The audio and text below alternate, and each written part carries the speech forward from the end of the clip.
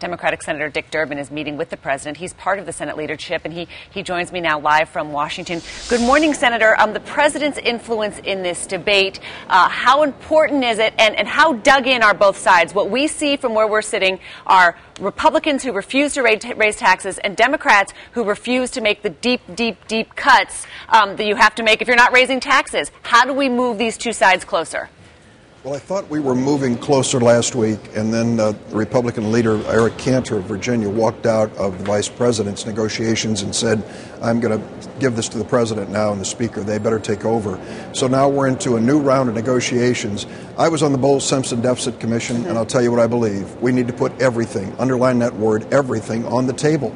Let's sit down like grown-ups and get this resolved. If we let this debt ceiling expire, it will be catastrophic to the American economy and the global economy, and we'll be faced with the prospect of deciding whether to pay Social Security recipients in August or our troops in the field. Right. We never want to be in that position. The first Wednesday of the month in August, if the debt ceiling isn't raised, the Treasury Secretary has to decide which bills to pay. There's going to be about a $20 billion shortfall, so you're going to have a huge payment that needs to go to senior citizens, and all of these other things that you mentioned as well, troops in the field, lots of other things. Also, the interest on America's debt. Our understanding is the Treasury Secretary would pay the interest on our debt first, because if you default on that, then our bills skyrocket because we have to pay higher interest rates. Every dollar America spends, 38 cents of it is borrowed. Clearly, though, that's not sustainable. You and your colleagues have to use your best political skills ever to try to fix that longer-term problem and address the short-term problem. Can you do it?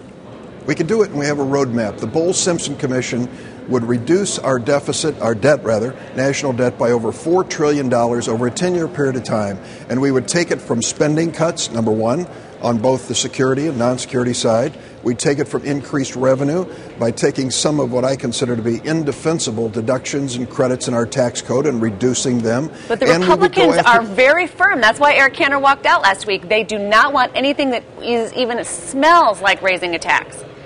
But you see, that kind of a position means that we're not serious about deficit reduction. There are two ways to reduce the deficit: cut spending, increase revenue. We've got to do both if we're serious.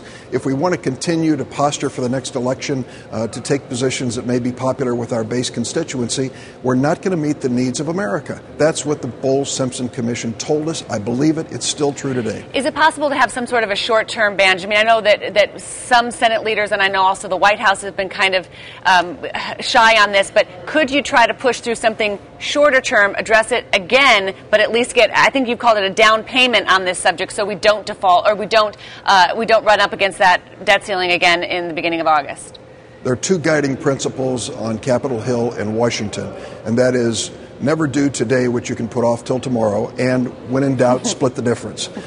We've got to get beyond it. We have a serious financial crisis. Listen to the news that you're reporting from Greece and Portugal and Ireland. We are borrowing, I think it's a little more than 38 cents for every dollar that we spend. If we are serious about getting this economy on track, then we have to be serious as legislators. It means Congressman Cantor and others have to really kind of face the reality that we need to sit down in a room and face revenue as Democrats have to face entitlements. But you know what Republicans will say is the reason we're borrowing 38 cents of every dollar is because Democrats have been spending too much money. Well, I can tell you this. On January 1st this year, 9,000 Americans turned to age 65. January 2nd, another 9,000, and every single day since, and for the next 19 years.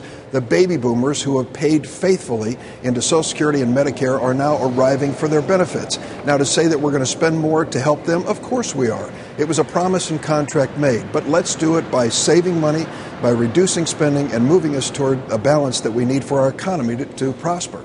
All right. Well, you'll be meeting with the president and other colleagues later this afternoon. After that press conference, we'll be, of course, eagerly awaiting to see what kind of progress you all can make. Senator Dick Durbin, thank you so much, sir. Thanks, Christine.